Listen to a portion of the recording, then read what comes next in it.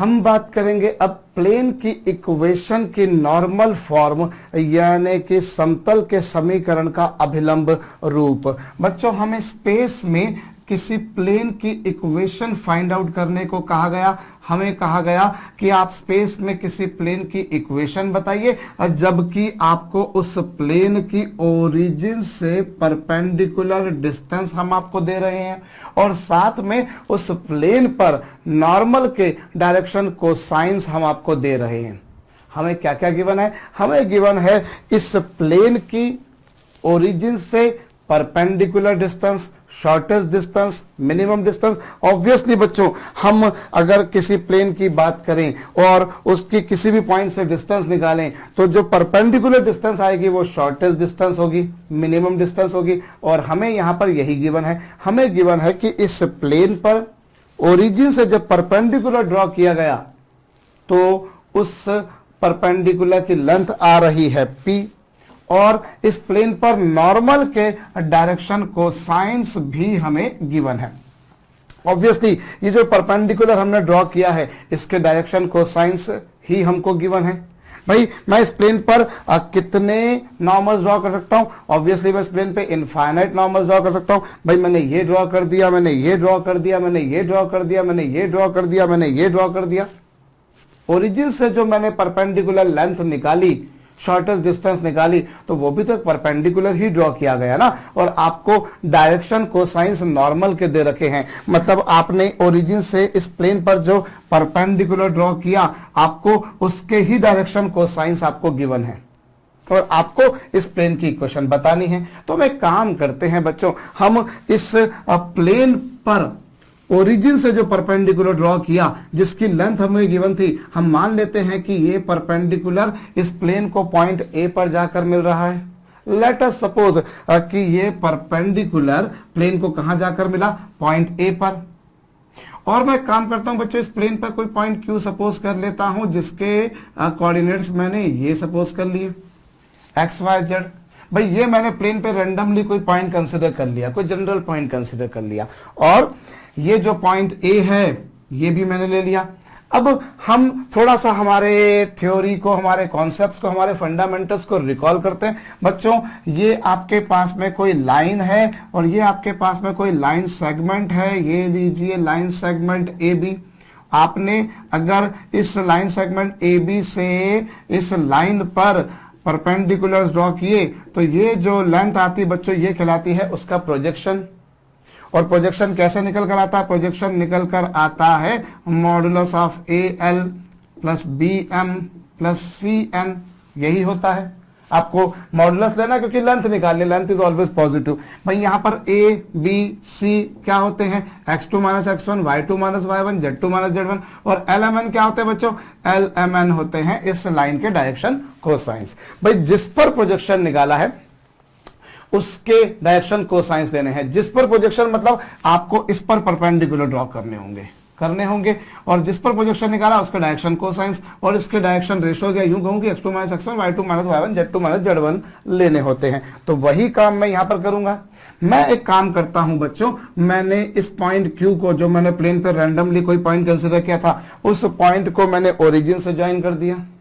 सो यहां अगर आप ध्यान लगाएं तो आपके पास में दो लाइंस बनकर आ रही हैं। एक लाइन रही ओ ए वो प्लेन पर ही है, ऑब्वियसली पॉइंट ए जो है वो प्लेन पर ही है ना। और ओ ए की जो लेंथ है वो आपको गिवन है पी।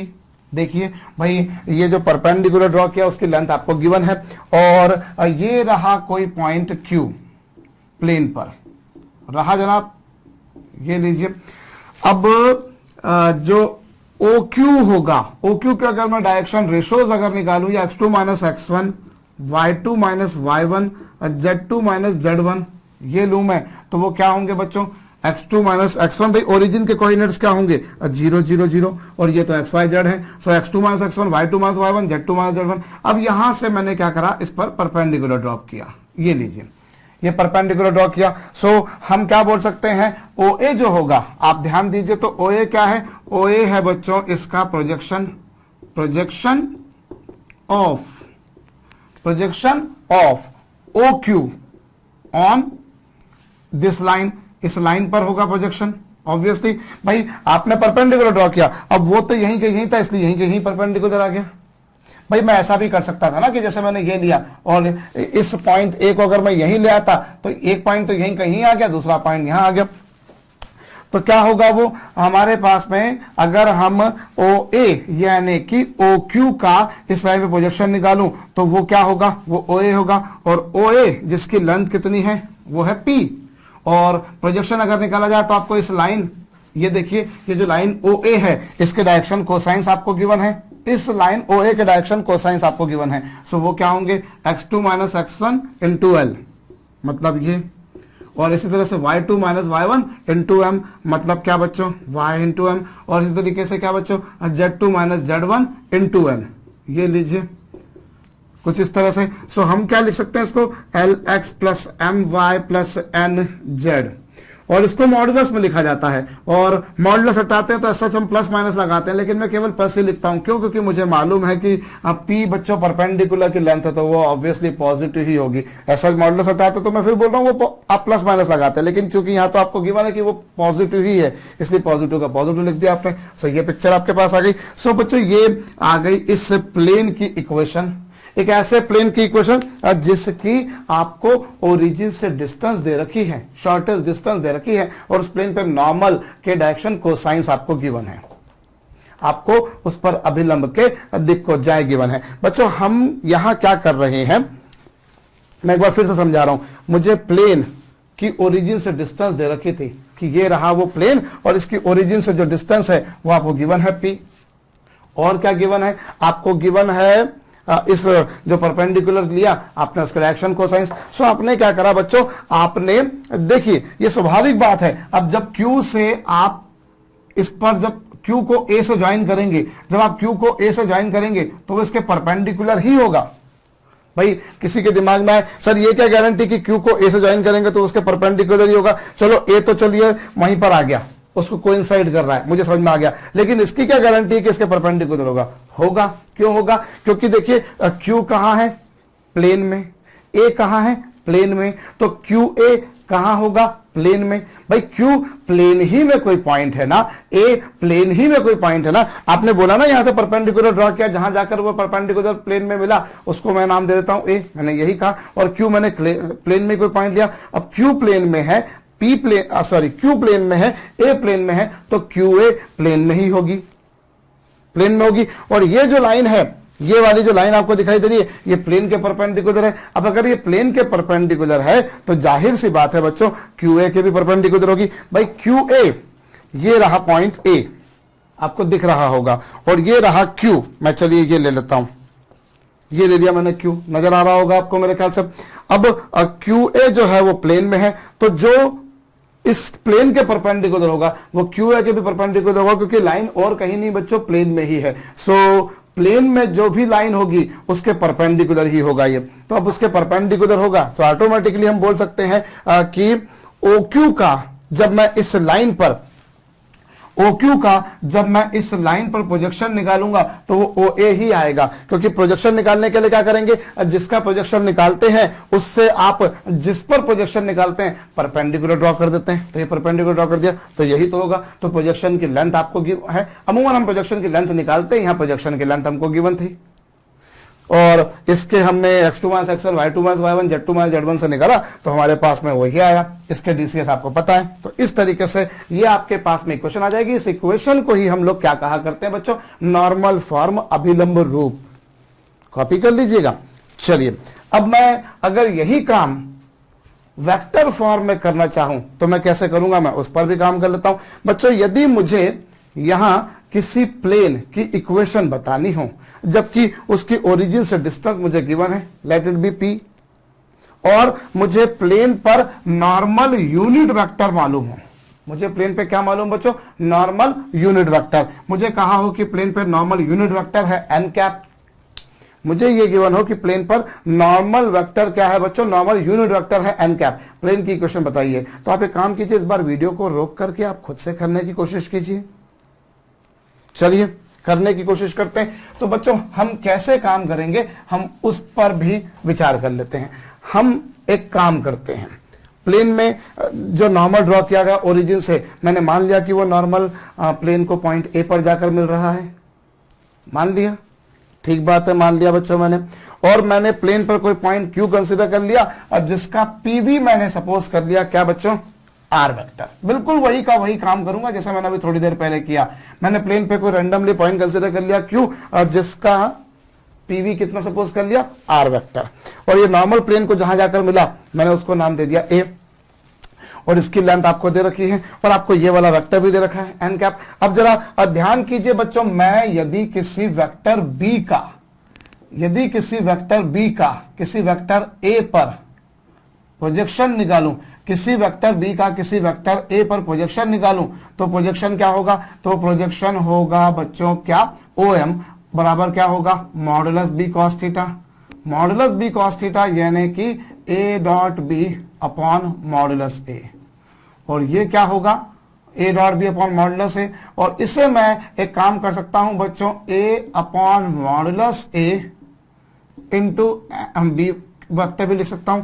भाई ये ओ एम जो होगा वो उसका प्रोजेक्शन होगा और वो क्या होगा, modulus B cos theta, a dot B upon modulus है। अब ऐसा अगर ऐसा लिख दूं तो कोई हर्ज वाली बात नहीं है। और ये क्या होगा बच्चों, ये होगा ए कैप डॉट बी, ये क्या होगा, ए कैप डॉट बी। भाई किसी वेक्टर को उसके मॉडुलस से डिवाइड कर दो तो उसकी वेक्टर की डायरेक्शन में यूनिट वेक्टर इकाई सदिश आ जाता है, तो वो ये आ गया। सो मैं क्या कह सकता हूं, वेक्टर बी का वेक्टर ए पर प्रोजेक्शन होगा मॉडुलस बी कॉस थीटा, वो आप जानते हो।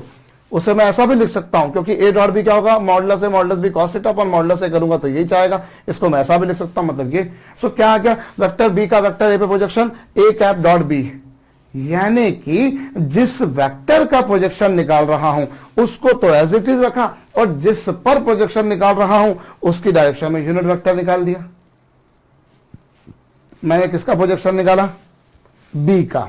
जिसका प्रोजेक्शन निकाला उसको वैसा का वैसा रखा, लेकिन जिस पर प्रोजेक्शन निकाला उसकी डायरेक्शन में यूनिट वेक्टर रख दिया।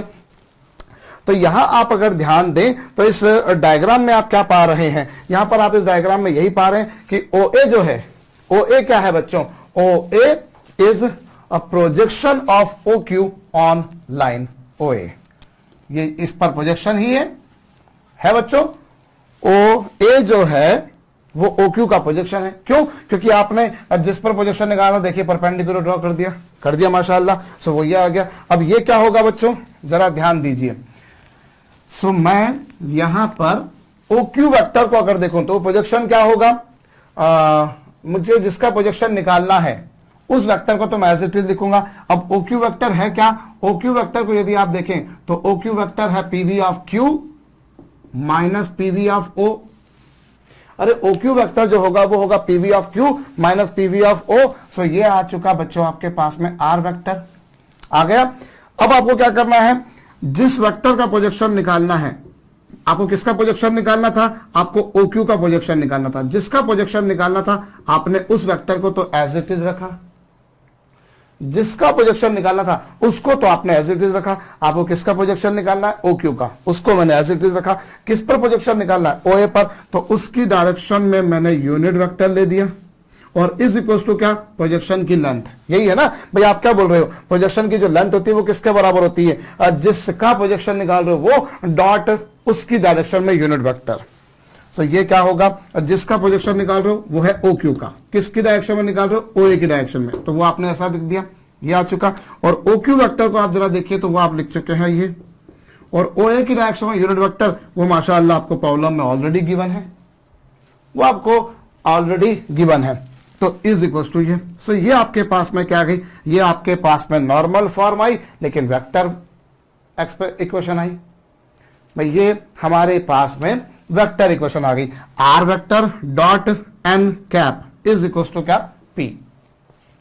अर्थात समतल का अगर मूल बिंदु से आपको समतल की मूल बिंदु से दूरी दे रखी है और समतल पर हमने जो अभिलंब खींचा उसका इकाई सदिश दे रखा है, तो इस तरीके से हमारे पास में उसकी इक्वेशन आ जाएगी।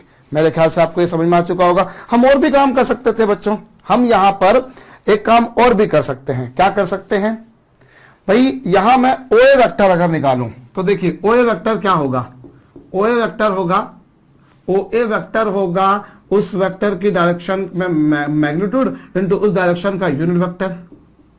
भाई कोई भी वेक्टर कैसे निकाला करते हो आप, कैसे कोई भी वेक्टर कैसे निकाला करते हो, उस वेक्टर का मैग्नीट्यूड इनटू उसकी डायरेक्शन में यूनिट वेक्टर निकाला करते हैं ना। सो ओए वेक्टर क्या होगा, ओए का मैग्नीट्यूड इनटू दिस। भाई आप यूं समझिए ना, अगर आपको नहीं समझ में आया हो तो मैं यूं बोलूं कि किसी वेक्टर की डायरेक्शन में यूनिट वेक्टर क्या होता है, वो वेक्टर अपॉन उसका मॉडुलस ये होगा। सो यहां पर ओए वेक्टर क्या होगा, ओए वेक्टर होगा ओए का मैग्नीट्यूड, और ओए का मैग्नीट्यूड मतलब ओ और ए के बीच की डिस्टेंस वो है पी, इनटू ओए की डायरेक्शन में यूनिट वेक्टर वो है ये।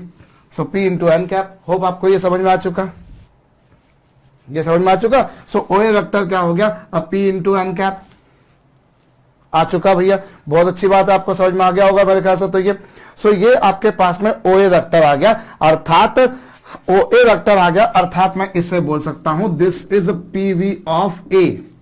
ये किसका पीवी आ गया, ये ए का पीवी आ गया, ये ए का पीवी आ गया, बहुत अच्छी बात है।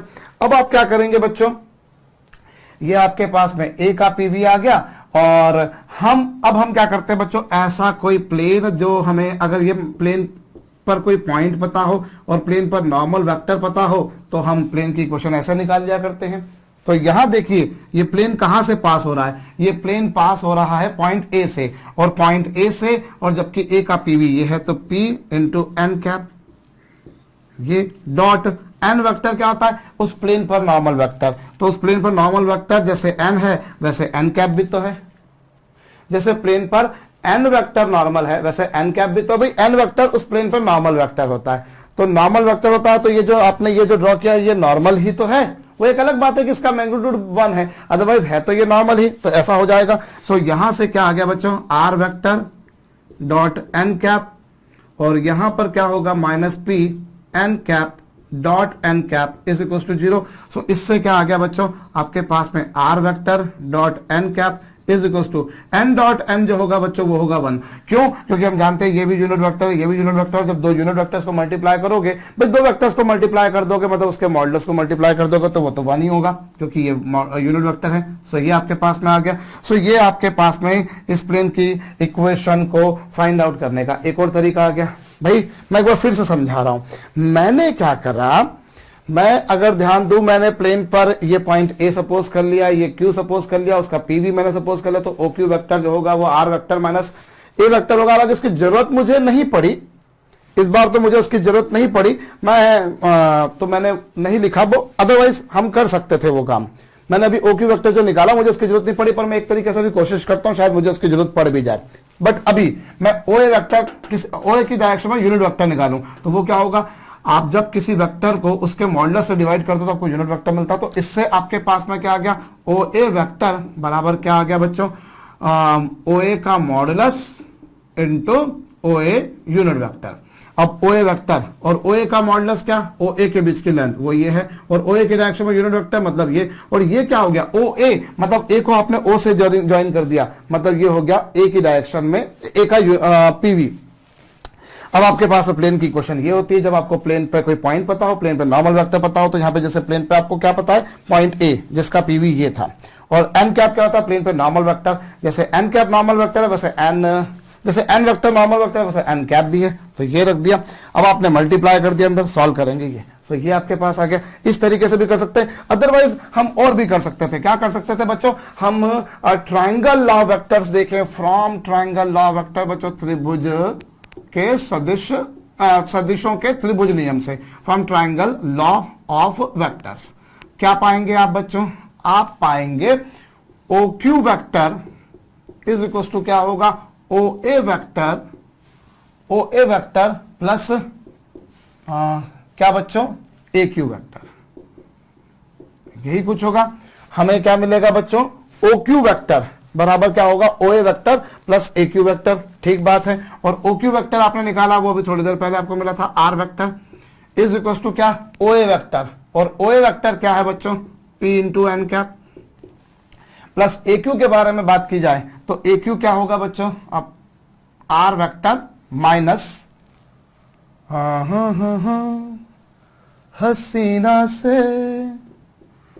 तो इससे तो कुछ हासिल हो नहीं रहा भैया, इससे तो हासिल करने जाएंगे तो फिर मैं कुछ सोच रहा था कि कुछ मुझे मिलेगा, बट मुझे वैसा कुछ मिलता हुआ नजर नहीं आ रहा, क्योंकि ये तो सब कुछ कैंसिल हो जाएगा। बट चलिए कोई बात नहीं, कुछ सोचा हमने, हो सकता है कुछ आपने और भी सोचा हो, लेकिन वो लगा हो नहीं लगा हो एक अलग बात है। कई बार हम प्रॉब्लम को अप्रोच करने की कोशिश करते हैं, प्रॉब्लम फंडा सही लगाते हैं, लेकिन प्रॉब्लम उससे सॉल्व नहीं हो पाती। तो ऐसा ही कुछ मेरे साथ में भी हुआ। तो भैया मैं इससे तो कुछ निष्कर्ष हासिल नहीं कर पा रहा हूं। तो मैंने जो प्लेन की इक्वेशन अभी निकाली बच्चों, अगर मुझे किसी प्लेन पर नॉर्मल के डायरेक्शन को साइंस पता हो और उस प्लेन की ओरिजिन से परपेंडिकुलर डिस्टेंस पता हो, तो मैं जानता हूं उस प्लेन की इक्वेशन होती है ये Lx plus my plus nz equals to p, where L, M, N are direction cosines of normal to the plane and p is the distance, perpendicular distance, shortest distance, minimum distance of that plane from origin। तो ये आ गया बच्चों। इसके अलावा हमारे पास में plane की equation को फाइंड आउट करने का ये तरीका भी है। ये कब है? जब हम वेक्टर फॉर्म में कर रहे हो। मैंने इससे कुछ करने की कोशिश करी थी, मुझे नहीं मिल पाया। हो सकता है कि मैं कुछ और थोड़ा सा दिमाग लगाऊं तो मेरे पास कोई और तरीका आ जाए, या इसी तरीका का मैं कुछ अच्छा यूज कर पाऊं, बट ये डिपेंड करेगा बच्चों।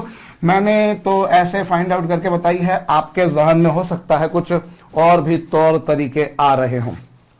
एनीवेज, सो ये हमारे पास में प्लेन की इक्वेशन आ गई। सिंपल सा सम हम लोग कर लेते हैं बच्चों। Determine equation of a plane, determine equation of a plane which is at distance 10 units from origin. बच्चों जो ओरिजिन से 10 इकाई की दूरी पर है, and direction ratios of normal to which are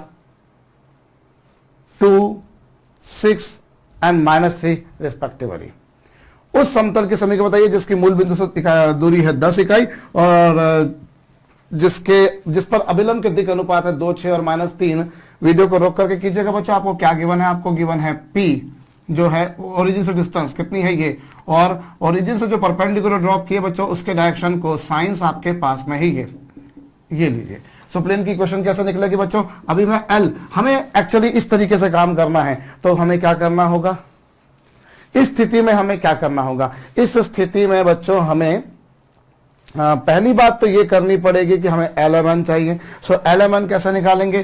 LMN निकालने के लिए L होगा A upon under the root of A square plus B square plus C square. क्यों? क्योंकि बच्चों A, B, C यहाँ पर डायरेक्शन रेशोज हैं और मुझे तो डायरेक्शन कोसाइंस की जरूरत पड़ेगी। तो आराम से आप हल करके देख लिए। मेरे ख्याल से ये 4 और 9 13 और 36 49 हो गए, बिल्कुल यही आएगा। सो ये L आ गया। M के बारे में बात की जाए तो वो 6/7 आएगा, और ऐसे ही N के बारे में बात की जाए बच्चों तो वो -3/7 आएगा। So equation of plane which actually I was interested in finding Lx plus My plus Nz is equal to P। L की वैल्यू 2/7x, M की वैल्यू 6/7y, N की वैल्यू 3/7z is equal to P ये है। सो आपके पास में क्या आ गया बच्चों? ये आ गया 2x plus 6y minus 3z is equal to 70। 70 को आप चाहें तो LHS पे ला सकते हैं। सो ये आपके पास में इक्वेशन आ गई इस तरीके से। हम इसे वेक्टर फॉर्म में चेंज करना चाहें तो वेक्टर फॉर्म में कर सकते हैं। किस तरह से होगा बच्चों? r vector dot 2i cap plus 6j cap minus 3k cap is equal to क्या होगा बच्चों? 70। सो ये वेक्टर फॉर्म में आ गई। एक और सम कर लेते हैं बच्चों। Determine equation of a plane, determine equation of a plane on which following vector is perpendicular. Following मतलब ये वाला वेक्टर भैया, 3i cap minus 12j cap minus 4k cap. Determine equation of plane on which this vector is normal and which is at distance 5 units from origin, जो मूल बिंदु से इतनी दूरी पर है। क्या करेंगे बच्चों? इक्वेशन क्या होती है? r vector dot n cap is equal to क्या? r vector dot n cap is equal to होता है p, यही होता है। अब मुझे n कैप निकालना है, लेकिन यहां तो मुझे n वेक्टर दे रखा है, तो n कैप कैसे निकलेगा बच्चों? इस वेक्टर को आप उसके मॉडुलस से डिवाइड कर दो। सो ये आपके पास में आएगा भैया 3i cap minus 12j cap minus 4k cap, और अपॉन मॉडुलस देंगे तो बच्चों ये आएगा। सो ये हो जाएगा r vector dot n cap, और n कैप यही कुछ है मेरे ख्याल से, तो आपका भी ख्याल यही बन रहा होगा, और इज इक्वल टू ये। तो इसको आप क्या लिख सकते हैं? This I can write as r vector dot 3i cap minus 12j cap minus 4k cap, और 13 5 are 65। सो दिस इज आ गया। और इसको अगर आप वेक्टर फॉर्म को कार्टेशियन फॉर्म में चेंज करना चाहें तो मैं नहीं समझता कि आपके लिए कोई बहुत बड़ा काम है इसे वेक्टर फॉर्म में चेंज करना और कार्टेशियन फॉर्म में चेंज करना। किस तरीके से किया सकता है मेरे ख्याल से समझ में आया। अब बच्चों अगर मुझे कभी कोई प्लेन की ना अगर मुझे इक्वेशन दे रखी हो और मुझे उसको नॉर्मल फॉर्म में चेंज करना हो तो कैसे करूंगा। जैसे मुझे अगर सपोज कीजिए यही दे रखा है कि 5x minus 3y plus 4z is equal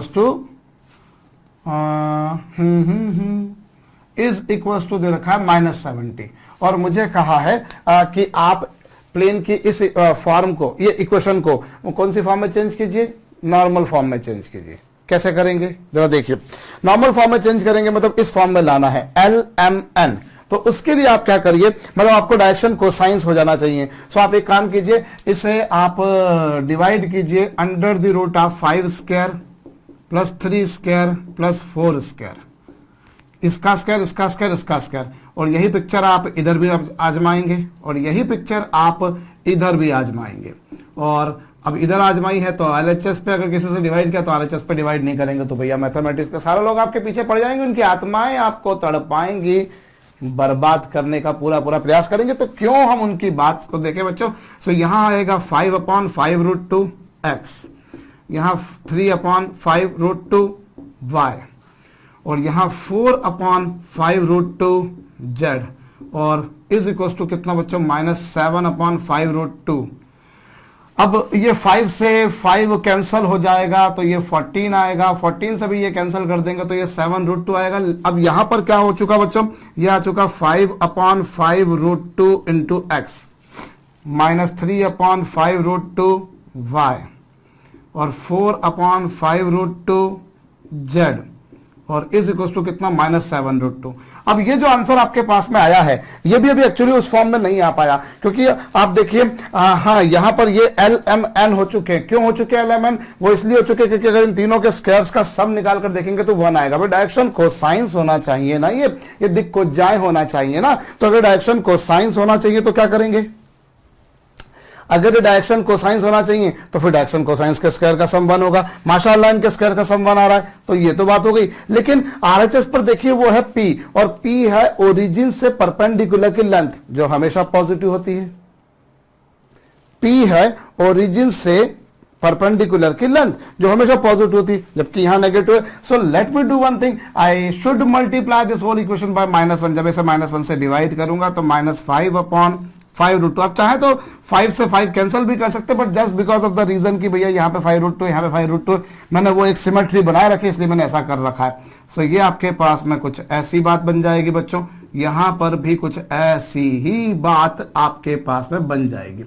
so ये कौन सी फॉर्म आ गई बच्चों, this is nothing but vector form. वो आपके पास में नॉर्मल फॉर्म आ गई। किस तरीके से नॉर्मल फॉर्म में चेंज करेंगे होप आपको समझ में आ चुका है। मैंने क्या करना है बच्चों, एक्स वाई जेड तीनों के जो कोफिशिएंट्स हैं उनका स्क्वायर कीजिए, सम कीजिए, रूट निकालिए, उससे डिवाइड कर दीजिए। उससे डिवाइड कर देने से फायदा ये होगा कि अब ये LMN हो चुके होंगे और जिनके वर्गों का योग 1 होता है, 1 होता है, यूनिटी होता है, इकाई होता है। ठीक इसी तरह से अगर मेरे पास में वेक्टर फॉर्म होती, ठीक इसी तरह से सपोज कीजिए कि अगर मेरे पास में कौन सी फॉर्म होती, वेक्टर फॉर्म होती तो भी मैं कर सकता था। जैसे अगर मुझे ये कहा है कि R vector dot 3i cap plus 4j cap minus 5k cap या एक minute -12j cap -12k cap is equal to -50। ये लीजिए, एक काम कीजिए -65 ये लीजिए। हमको बोला है कि साहब इसको वेक्टर इसको नॉर्मल फॉर्म में चेंज कीजिए। तो नॉर्मल फॉर्म में चेंज करने के लिए क्या चाहिए आपको, n कैप चाहिए। क्या चाहिए, n कैप। तो अब एक काम कीजिए, इस ये जो वेक्टर है इसके मॉडुलस से दोनों तरफ डिवाइड कर दीजिए। इसके मॉडुलस से आप दोनों तरफ डिवाइड करेंगे तो ये क्या है बच्चों, 3i cap plus 4j cap minus 12k cap. और आराम से डिवाइड करके देखिए इसका मॉडुलस निकालिए बच्चों। किसी वेक्टर को जब उसके मॉडुलस से डिवाइड कर देते हो तो आपको मिलता होता है बच्चों, क्या आपको मिला करता है उस वेक्टर की डायरेक्शन में यूनिट वेक्टर। तो मिल गया। सो ये आपके पास में 13 से डिवाइड करना पड़ा और उस बेसिस पर क्या होगा बच्चों, R वेक्टर और ये जो आपके समक्ष लिखा है वो है 3i cap plus 4j cap minus 12k cap upon 13 और इज इक्वल टू क्या बच्चों, -5। बहुत अच्छी बात है।